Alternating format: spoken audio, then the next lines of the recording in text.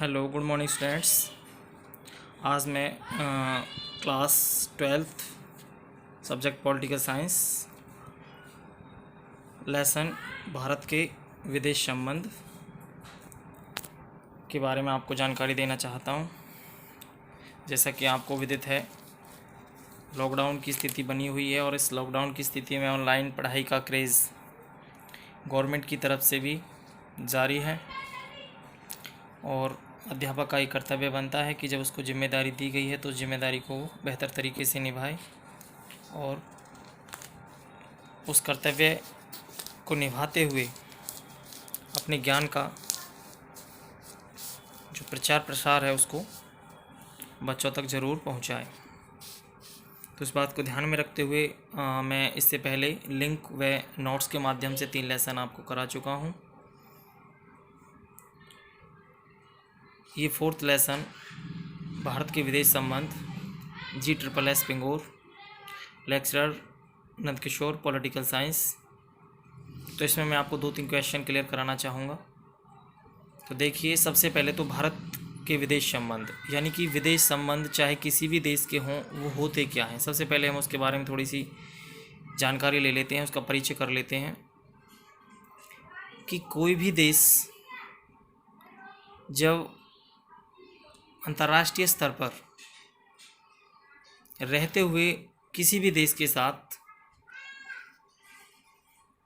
सामाजिक, आर्थिक, राजनीतिक कई प्रकार के संबंध बनाता है, परंतु उसमें सबसे जो महत्वपूर्ण संबंध होते हैं वो राजनीतिक संबंध होते हैं, क्योंकि सबसे पहले कोई भी देश राजनीतिक संबंध स्थापित करता है और उसके बाद उसके धीरे धीरे व्यापारिक, सांस्कृतिक व अन्य प्रकार के संबंध बढ़ते हैं। तो इसी बात पर ये लेसन है कि भारत के भी अपने विदेश संबंध कैसे हैं। आपको विदित है, ज्ञात है कि सन 1947 में देश आज़ाद हो गया।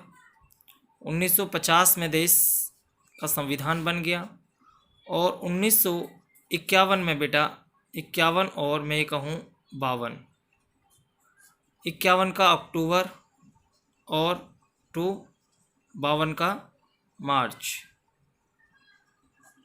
अक्टूबर, नवंबर, दिसंबर, जनवरी, फरवरी, मार्च यानी कि 6 महीने भारत में प्रथम आम चुनाव हुआ।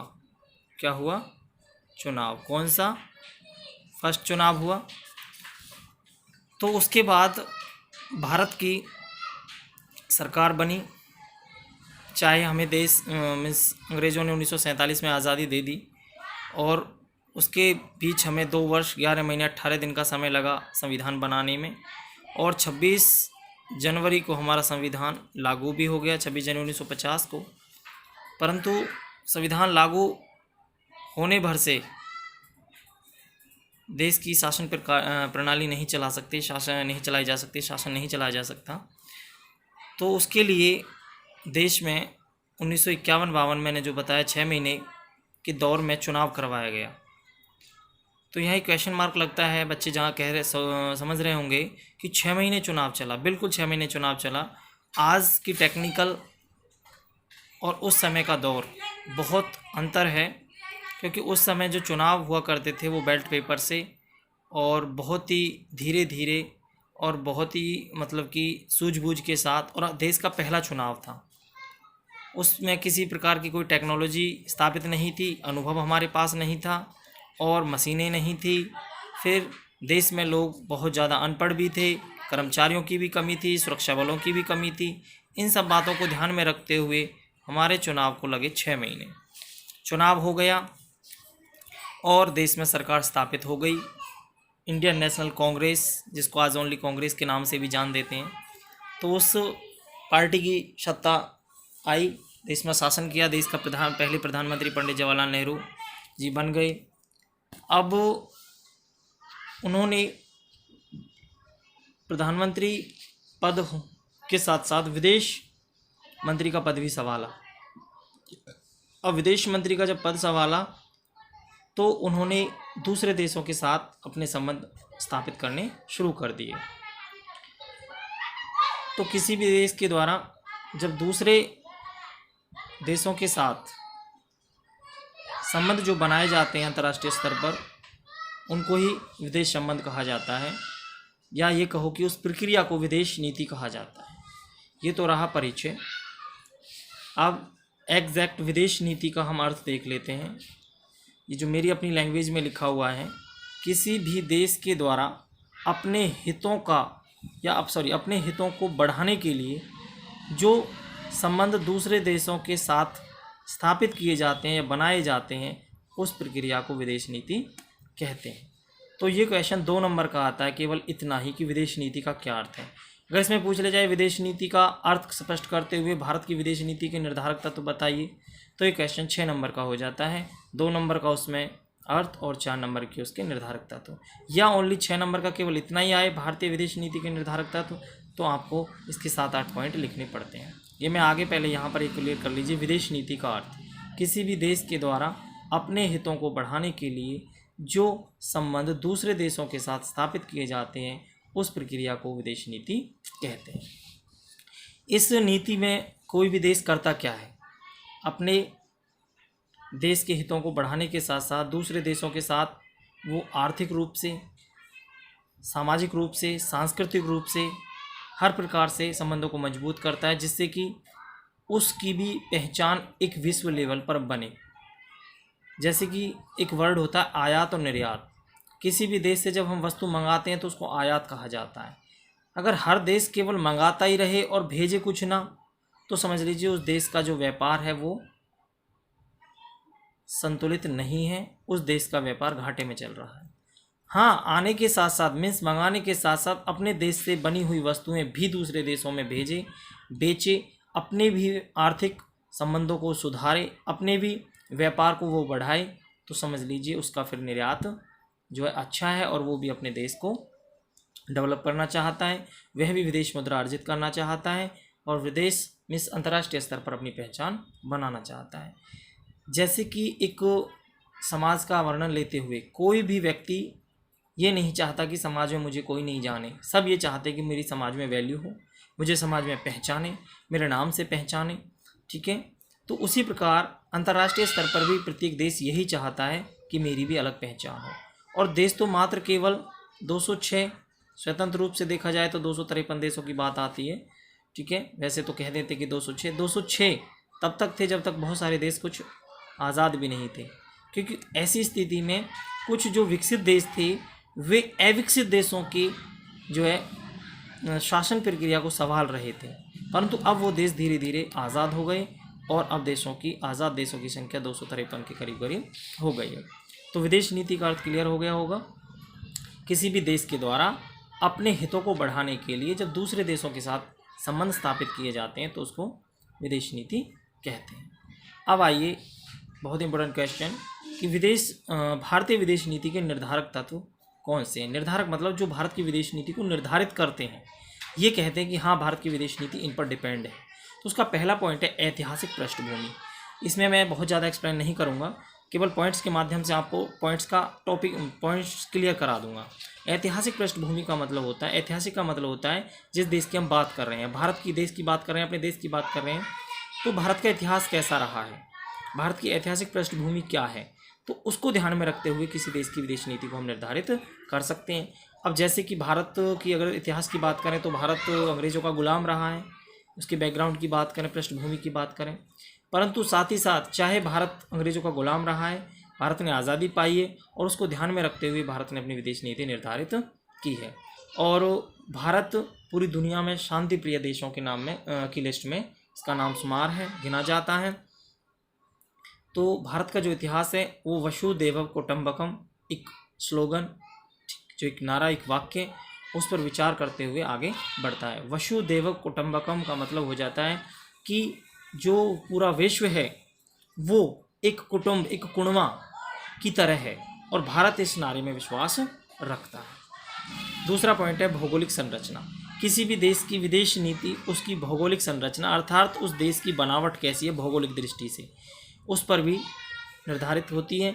और हम भारत की बात कर रहे हैं तो भारत की जो विदेश नीति है उसकी भौगोलिक संरचना पर निर्भर करती है। जैसे कि भारत जो है इस तरीके से अपना एक रूपरेखा बनाए हुए हैं।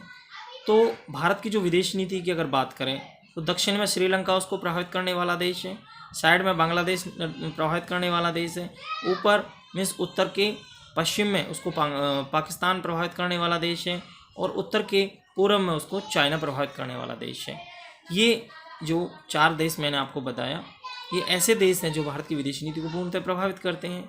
साथ ही साथ हम कह सकते हैं कि हमारी विदेश जो नीति है उसकी भौगोलिक संरचना इस तरीके से भी है कि भारत को कहीं ना कहीं यहाँ पर जो हमारे हिमालय का जो पहाड़ है, ठीक है, और बीच में जो नेपाल है, ठीक है, हिमालय का पहाड़ और जो नेपाल है वो हमें रूस से सुरक्षित करता है, चाइना से सुरक्षित करता है, और जो पाकिस्तान है उसका हमारे साथ पहले से ही जो टकराव की स्थिति बनी हुई है उससे हमारी विदेश नीति थोड़ी प्रभावित होती है। और बात करें पूर्व और पश्चिम दोनों तरफ जो है सागर, ठीक है, बंगाल की खाड़ी और अरब सागर बने हुए हैं, तो इधर से हमें कोई किसी प्रकार का खतरा नहीं है। और बात रही दक्षिण में एक ही देश है श्रीलंका, उससे हमारे संबंध लगभग सही हैं। मालदीव छोटा सा देश है, मुस्लिम देश है, परंतु उसके साथ भी हमारे संबंध बेहतर है। बांग्लादेश सन 1971 में बांग्लादेश की जो है भारत ने काफ़ी मदद की है, क्योंकि बांग्लादेश कभी इस पाकिस्तान का ही जो है पूर्वी भाग कहलाता था। ये पश्चिमी पाकिस्तान, ये पूर्वी पाकिस्तान, परंतु आज 1971 के बाद से यह पूर्णतः बांग्लादेश के नाम से जाना जाता है। तो इस तरीके से किसी भी देश की विदेश नीति जो उसकी भौगोलिक संरचना पर भी निर्भर करती है। ये बेहतर तरीके से ब्लैक बोर्ड पे और बच्चे अगर सामने हो और क्वेश्चन करें तब समझाने में और मज़ा आता है। तीसरा पॉइंट है राजनीतिक आदर्श। किसी भी देश की विदेश नीति का एक और पॉइंट होता है राजनीतिक आदर्श, अर्थात भारत की ही बात कर रहे हैं। राजनीतिक आदर्श का मतलब होता है कि भारत किन किन चीज़ों में विश्वास करता है। भारत शांति में विश्वास रखता है, भारत भाईचारे में विश्वास रखता है, भारत अंतर्राष्ट्रीय विकास और अंतर्राष्ट्रीय शांति में विश्वास रखता है, साथ ही साथ भारत यूएनओ में विश्वास रखता है, और भारत निशस्त्रीकरण में विश्वास रखता है। निशस्त्रीकरण का मतलब होता है हथियारों में कटौती करना और हथियारों को कम करना। तो ये भारत की विदेश नीति का राजनीतिक आदर्श है। अब है आर्थिक कारण। किसी भी देश की विदेश नीति उसके आर्थिक कारक पर भी निर्भर करती है कि उस देश की अर्थव्यवस्था कैसी है। अगर उस देश की अर्थव्यवस्था अच्छी है, डेवलप है, तो वह विश्व स्तर पर अपना उत्पादन बेचने में जो है पूर्ण अहम भूमिका निभाने की पूरी कोशिश करता है।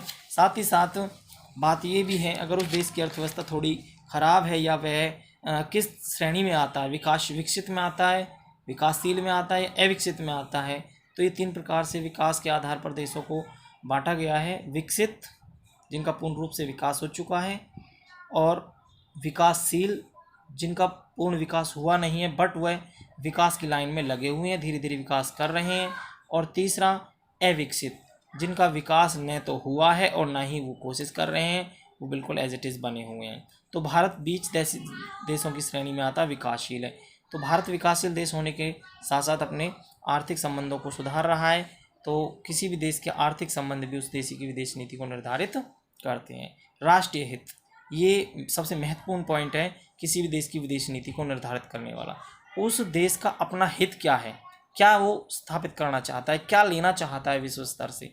तो कोई भी देश अंतर्राष्ट्रीय स्तर पर रहते हुए अपने हितों को बढ़ावा देता है। हितों का मतलब यही है कि उसके प्रत्येक देश के साथ अच्छे संबंध हों, चाहे वो व्यापारिक हों, राजनीतिक हों, आर्थिक हो, सामाजिक हो, सांस्कृतिक हो, हर प्रकार के संबंधों को स्थापित कर ही अपने राष्ट्रीय हितों को बढ़ावा देना चाहता है। जैसे कि भारत का अपना राष्ट्रीय जो हित है वह यही है कि पूरी दुनिया शांति से रहे और हम पर कोई भी देश आक्रमण ना करे और हम भी किसी देश पर आक्रमण पहले से ना करें।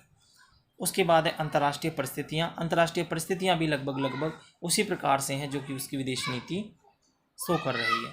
अंतर्राष्ट्रीय परिस्थिति का मतलब है कि मान लीजिए कोई भी देश है, अब वो कहाँ स्थापित है और फिर उसको अन्य देश किस प्रकार से प्रभावित कर रहे हैं। जैसे कि मैंने थोड़ा सा भौगोलिक स्थिति में बताया, क्योंकि भौगोलिक संरचना जो किसी भी देश की होती है उसके अंतर्राष्ट्रीय सीमाओं से टच करती है। तो अंतर्राष्ट्रीय परिस्थिति का मतलब यही है कि किसी भी देश की सीमाएं किन देशों से लगी हुई हैं, फिर वो देश किस प्रकार के हैं।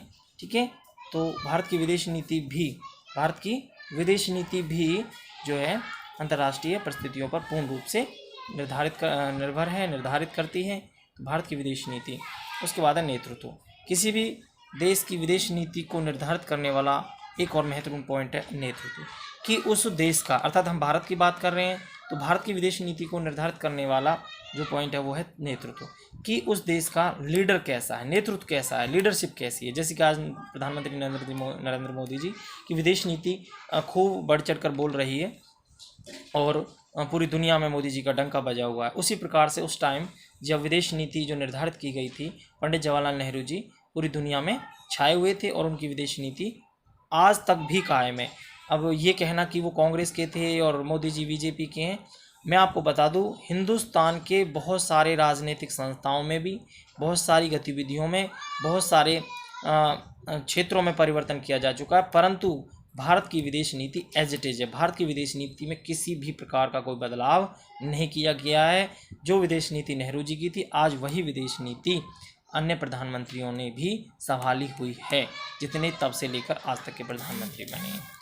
तो बेटा आई होप ये क्वेश्चन आपको 6 नंबर का क्लियर हुआ होगा कि भारत की विदेश नीति को निर्धारित करने वाले जो पॉइंट हैं वो ये हैं कि ऐतिहासिक पृष्ठभूमि, भौगोलिक संरचना, राजनीतिक आदर्श, आर्थिक कारण, राष्ट्रीय हित, अंतर्राष्ट्रीय परिस्थितियाँ और नेतृत्व। इसी के